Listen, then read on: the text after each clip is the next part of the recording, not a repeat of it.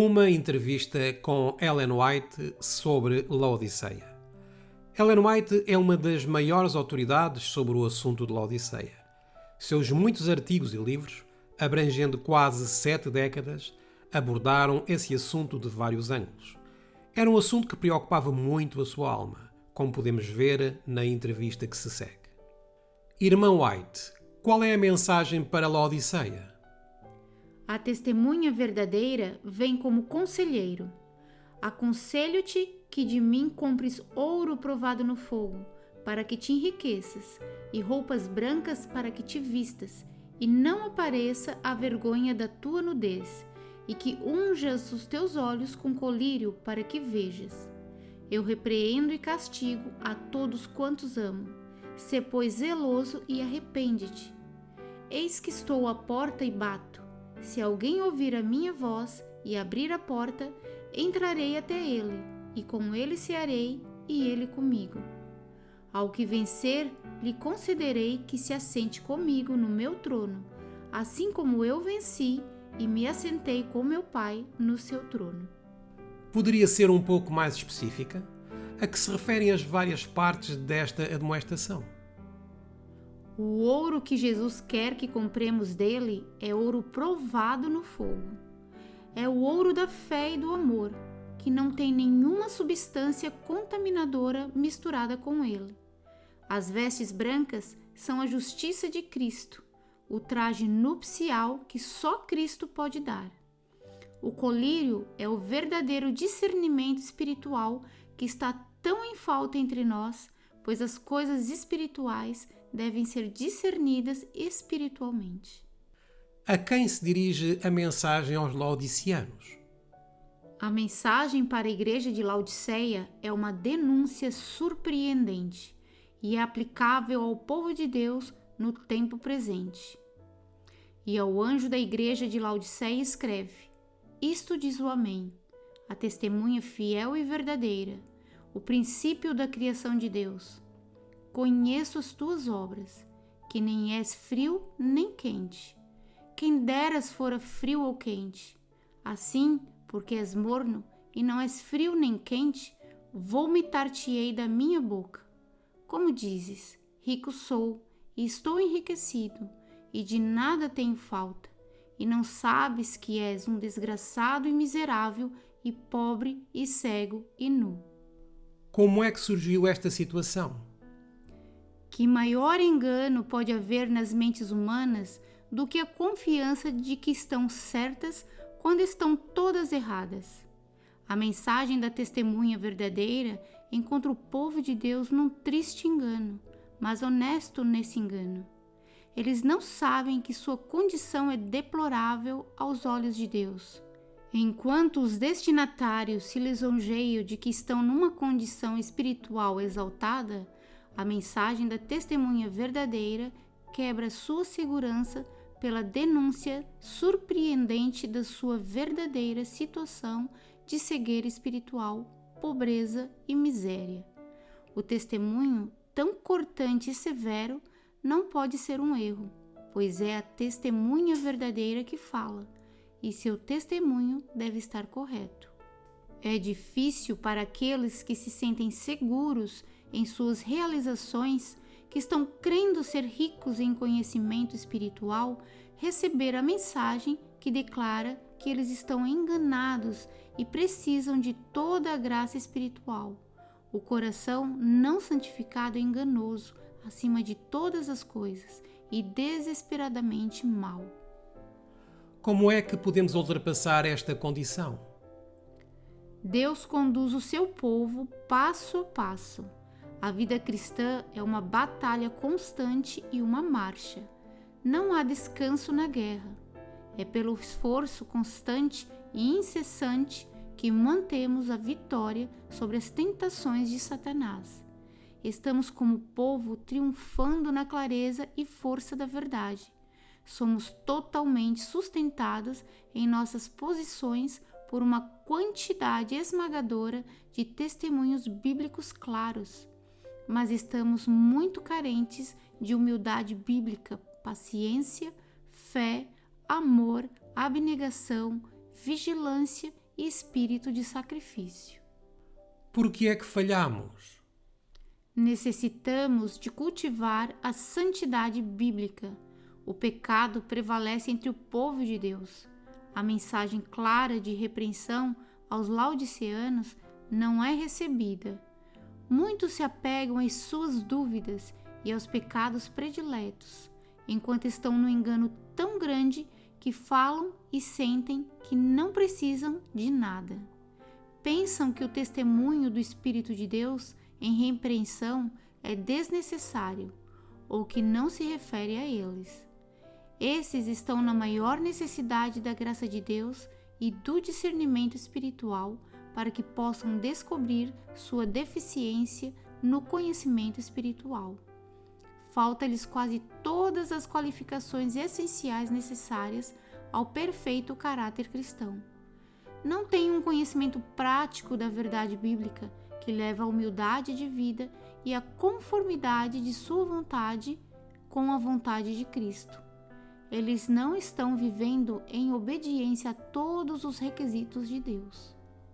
Irmã White, a nossa crença em si mesma não contribui, pelo menos parcialmente, para eliminar a condição de Laodiceia? Não é suficiente apenas professar crer na verdade. Todos os soldados da cruz de Cristo comprometem-se virtualmente a entrar numa cruzada contra o adversário das almas para condenar o mal e apoiar a justiça.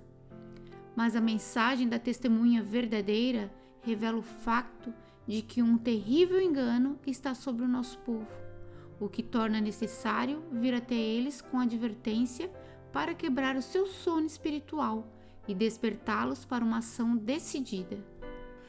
Não haverá uma forma mais positiva e otimista de abordar o problema em questão? Esta mensagem da testemunha verdadeira não cumpriu o desígnio de Deus. O povo continua adormecido nos seus pecados. Continuam a declarar-se ricos e de nada necessitar. Muitos perguntam: por que é que são dadas todas estas reprovações? Por que é que os testemunhos continuamente nos acusam de apostasia e pecados graves? Nós amamos a verdade, estamos prosperando. Não temos necessidade desses testemunhos de advertência e reprovação.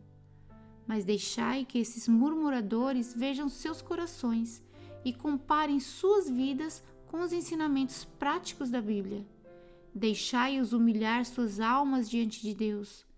Deixai que a graça de Deus ilumine as trevas, e as escamas cairão dos seus olhos, e eles sentirão sua verdadeira pobreza espiritual e miséria. Sentirão a necessidade de comprar ouro, que é a pura fé e amor, vestes brancas, que é um caráter imaculado, purificado no sangue de seu querido Redentor, e colírio, que é a graça de Deus, e dará claro discernimento das coisas espirituais e deterá o pecado. Essas conquistas são mais preciosas do que ouro de Ofir. Estou muito certa de que a maior razão pelo qual o povo de Deus é agora encontrado nesse estado de cegueira espiritual é porque eles não querem receber correção. Muitos têm desprezado as repreensões e advertências que lhes são dadas. A testemunha verdadeira condena a condição morna do povo de Deus, que dá a Satanás grande poder sobre eles neste tempo de espera e vigilância. Os egoístas, orgulhosos e amantes do pecado são sempre assaltados por dúvidas. Satanás tem a habilidade para sugerir dúvidas e conceber objeções ao testemunho incisivo que Deus envia, e muitos pensam que é uma virtude e marca de inteligência neles ser incrédulos, questionadores e contenciosos. Aqueles que desejam duvidar terão muito lugar para isso. Deus não se propõe a eliminar todas as ocasiões de incredulidade. Ele dá evidências que devem ser cuidadosamente investigadas com uma mente humilde e um espírito ensinável. Todos devem decidir com base no peso da evidência. Como é que muitas pessoas reagem ao testemunho direto?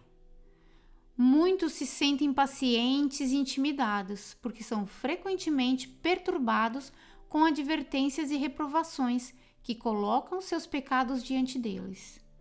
Diz a testemunha verdadeira: conheço as tuas obras, os motivos, os propósitos, a incredulidade, as suspeitas e os ciúmes podem ser escondidos dos homens, mas não de Cristo. A palavra do Senhor, proferida por intermédio de seus servos, é recebida por muitos com dúvidas e temores, e muitos adiarão sua obediência às advertências e repreensões dadas, esperando até que toda a sombra de incerteza seja removida de suas mentes. A incredulidade, que exige perfeito conhecimento, nunca cederá à evidência que Deus se agrada em dar. Deus requer do seu povo uma fé que se apoie no peso da evidência, não no conhecimento perfeito.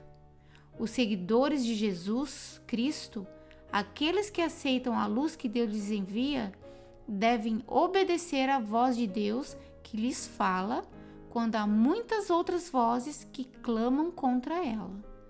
É necessário discernimento para distinguir a voz de Deus. Aqueles que não agem quando o Senhor os chama, esperando por evidências mais certas e oportunidades mais favoráveis, andarão nas trevas, pois a luz será retirada. A evidência dada um dia, se rejeitada, nunca poderá ser repetida. Como é possível que o zelo que outrora acompanhava a obra tenha diminuído? Na primeira manifestação da mensagem do terceiro anjo, aqueles que se dedicavam à obra de Deus tinham algo a arriscar, tinham sacrifícios a fazer. Começaram esta obra na pobreza e sofreram as maiores privações e censuras. Encontraram uma oposição determinada que os levou a Deus na sua necessidade e manteve viva a sua fé. O nosso atual plano de benevolência sistemática sustenta amplamente os nossos ministros, e não há falta nem apelo para o exercício da fé quanto a um apoio. Aqueles que começam agora a pregar a verdade não têm nada a arriscar, não têm riscos a correr, nem sacrifícios especiais a fazer. O sistema da verdade está preparado para eles. Publicações são fornecidas para eles, vindicando as verdades no qual eles defendem. Alguns jovens começam sem um senso real do caráter exaltado da obra. Eles não têm privações, dificuldades e conflitos severos para enfrentar, que exigem o exercício da fé. Não cultivam a abnegação prática e não acalentam o espírito de sacrifício. Alguns estão a tornar-se orgulhosos e altivos e não têm sobre si o verdadeiro encargo da obra. A verdadeira testemunha fala a esses ministros: sede, pois, zelosos e arrependei-vos. Esses ministros são alguns deles tão exaltados em orgulho que são realmente um obstáculo e uma maldição para a preciosa causa de Deus. Eles não exercem uma influência salvadora sobre os outros. Há necessidade de que esses homens sejam completamente convertidos a Deus e santificados pelas verdades que apresentam aos outros. Mas e os que não estão na condição de Laodiceia?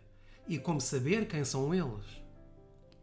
Os que dão ouvidos ao testemunho de advertência e zelosamente realizam a obra de separar-se de seus pecados, a fim de obter as graças necessárias, estarão abrindo a porta de seu coração para que o querido Salvador possa entrar e habitar com eles. Esta classe encontrar-se-á sempre em perfeita harmonia com o testemunho do Espírito de Deus. Qual deve ser a nossa atitude ao transmitir a mensagem a Laodiceia? O Senhor mostra-nos aqui que a mensagem a ser levada ao seu povo pelos ministros que ele chamou para advertir o povo não é uma mensagem de paz e segurança. Não é meramente teórica, mas prática em todos os pormenores. O povo de Deus é representado na mensagem aos laodiceanos numa posição de segurança carnal. eles estão tranquilos, crendo que estão numa condição elevada de realizações espirituais. Almas tentadas, cujos corações sempre estiveram em guerra com a fiel reprovação do pecado, clamariam: falai-nos coisas suaves. Que atitude tomarão estes da mensagem da verdadeira testemunha aos laodiceanos? Não pode haver engano aqui. Esta mensagem deve ser levada a uma igreja morna pelos servos de Deus. Essa mensagem deve despertar o povo de Deus de uma segurança e de seu perigoso engano em relação à sua real posição diante de Deus. Este testemunho, se recebido, despertará para a ação e levará à auto-humilhação e confissões de pecados. A testemunha verdadeira diz: conheço as tuas obras, que nem és frio nem quente. E ainda: a todos quanto amo, eu repreendo e castigo. Sê, pois, zeloso e arrepende-te. Depois vem a promessa: eis que estou à porta e bato. Se alguém ouvir a minha voz e abrir a porta, entrarei em sua casa e com ele cearei e ele comigo. Ao que vencer, dar-lhe-ei sentar-se comigo no meu trono, assim como também eu venci e estou sentado com meu Pai no seu trono. Esses erros e pecados que trouxeram o povo de Deus ao seu estado de miséria, cegueira e pobreza, devem ser vistos e despertados para um zeloso arrependimento e um afastamento desses pecados que os trouxeram a uma condição tão deplorável de cegueira e temível engano. O testemunho apontado deve viver na igreja, e só isso responderá à mensagem aos laodiceanos. Os erros devem ser reprovados, os pecados devem ser chamados de pecados, e a iniquidade deve ser enfrentada pronta e decididamente, e afastada de nós como um povo. De acordo com a descrição da igreja dada em Apocalipse 18, ela aparentemente irá superar a condição deplorável de Laodiceia. Quando é que isto vai acontecer? Como é que alguns dos nossos irmãos saberá quando essa luz chegará ao povo de Deus? Até agora, certamente, não vimos a luz que corresponde a essa descrição. Deus tem luz para o seu povo, e todos que aceitarem verão a pecaminosidade de permanecer numa condição morna. Eles atenderão ao conselho da testemunha verdadeira quando ele diz: sede, pois, zelosos e arrependei-vos. Eis que estou à porta e bato. Se alguém ouvir a minha voz e abrir a porta, entrarei em sua casa e com ele cearei e ele comigo. Tem alguma declaração resumida como conselho para o povo de Laodiceia? A vida eterna é de valor infinito e custar-nos-á tudo o que temos. É evidente que não damos o devido valor às coisas eternas. Tudo o que vale a pena possuir, mesmo neste mundo, deve ser obtido com esforço e, às vezes, com o mais doloroso sacrifício. E isso apenas por um tesouro perecível. Estaremos menos dispostos a suportar conflitos e labutas e a fazer esforços sinceros e grandes sacrifícios pelo tesouro infinito que ultrapassa todas as estimativas em valor e pela duração da vida que será igual à do infinito? O céu pode custar-nos demasiado? A fé e o amor são tesouros de ouro, elementos que estão em grande falta entre o povo de Deus. Devemos ter azeite em nossos vasos com nossas lâmpadas, e não ser como as virgens nécias da parábola, cujas lâmpadas se apagaram enquanto cochilaram e dormiram, e que não tinham azeite para reabastecê-las, e assim não conseguiram estar prontas para encontrar o noivo. Devemos procurar uma experiência viva e obter a graça de Cristo. Precisamos do seu amor e mansidão. Precisamos que a nossa fé seja reavivada, que ninguém despreze o conselho de Deus, mas que todos nós compremos dele ouro e vestes brancas e supliquemos a unção do seu Espírito Santo. Jesus deseja que tenhamos um conhecimento pessoal da verdade e devemos examinar o coração cuidadosamente, criteriosamente, deixar de fazer o mal e aprender a fazer o bem. Jesus diz: a todos quantos amo, eu repreendo e castigo.